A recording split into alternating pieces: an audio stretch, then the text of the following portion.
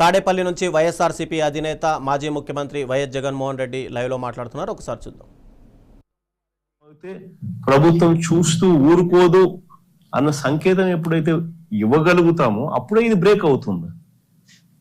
అప్పుడే ఈ సిండికేట్ వ్యవస్థ అన్నది బ్రేక్ అవుతుంది. అప్పుడే రైతులకు అన్నది న్యాయం జరుగుతుంది. చంద్రబాబు నాయుడు గారి ఆధ్వర్యంలో ప్రభుత్వం నడుస్తా ఉన్నప్పుడు ఎప్పుడు జరగదు. 5 సంవత్సరాలు వరుసగా పక్కన తెలంగాణకు 100 మీటర్ల దూరంలో మన ఆంధ్ర ఉంది.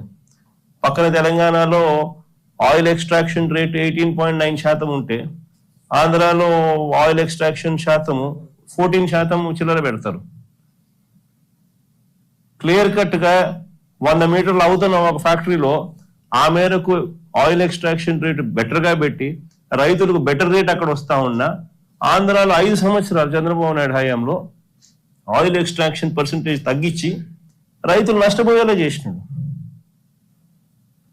పట్టించుకునే నాతులు లేడు. తెలిసినా తెలియనట్టుగా ఓహో అన్నట్టుగా రైతులు నష్టపోనిలే అన్నట్టుగా వ్యవహరించిన తీరు ఇవన్నీ ఎప్పుడు చెక్కుపడినాయి? రైతులు ఎప్పుడు నష్టపోకూడదు, రైతు చల్లగా ఉంటేనే రాష్ట్రం బాగుపడుతుంది, రాష్ట్రం బాగుండాలి అని అంటే రైతు ముఖంలో చిరునవ్వు ఉంటేనే రాష్ట్రం బాగుంటుంది అని చెప్పి ఒక రైతు పక్షపాత ప్రభుత్వంగా మనం వచ్చినప్పుడు మాత్రమే ఈ మార్పులు జరిగినాయి.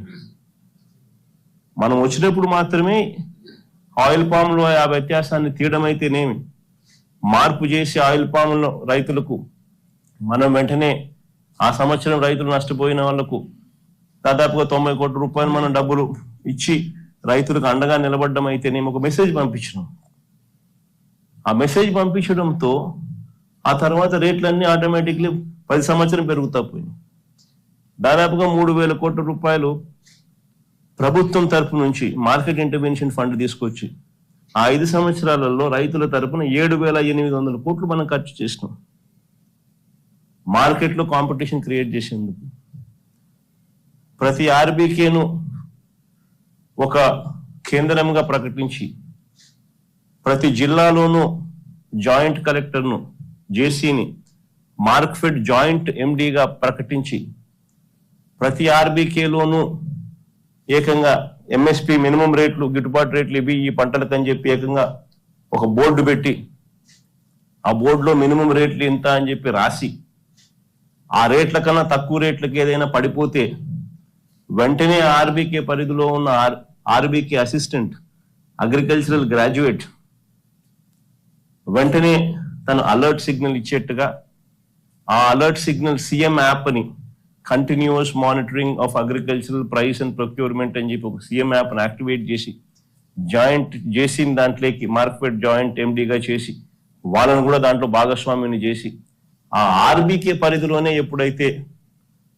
పంట పడిపోతే ఆ ఆర్బీకే పరిధిలోకి జేసీ ఎంటర్ అయి అక్కడనే కొనుగోలు చేసి రేటు కాంపిటీషన్ క్రియేట్ చేసే పరిస్థితి గతంలో చేసినాం. కాబట్టి ఆ చేసే ప్రక్రియలో ఏకంగా 7,800 కోట్లు మనం ఖర్చు చేసినాం. కాబట్టి ఏ పంటకు రైతు ఆ రోజు నష్టపోలా. గిట్టుబాటు ధర రాని పరిస్థితి అనేది ఏ రోజు ఒక ఇష్యూ కింద కూడా తయారు కాకమునిపే వెంటనే ప్రభుత్వం ఇంటర్వ్యూన్ అయ్యేది, వెంటనే రేట్లలో కాంపిటీషన్ వచ్చేది, వెంటనే రేట్లు పెరిగేటివి, వెంటనే గవర్నమెంట్ ఇంటర్వ్యూన్ అయ్యేది. గవర్నమెంట్ తోడుగా ఉందన్న భరోసా ఎప్పుడైతే మార్కెట్లోకి వెళ్ళిపోయిందో ఆటోమేటిక్లీ ప్రతి పంటకు రేట్లు వచ్చేటివి. ఈరోజు ఆ పరిస్థితి పూర్తిగా సన్నగిల్లిపోయింది. రైతులకు ఈ ప్రభుత్వం తోడుగా లేదు అన్న మెసేజ్ ఉంది. కాబట్టి దళారీల వ్యవస్థ ఈరోజు సిండికేట్ గా మారి రైతన్నలందరినీ కూడా పూర్తిగా నష్టపరుస్తా ఉన్న పరిస్థితి ఈరోజు రాష్ట్రంలో కనిపిస్తా ఉంది. అయినా కానీ ఖచ్చితంగా మన పోరాటం అనేది ఖచ్చితంగా జరుగుతుంది. ప్రభుత్వాన్ని మేలుకొల్పే కార్యక్రమం ఖచ్చితంగా చేయగలిగింది.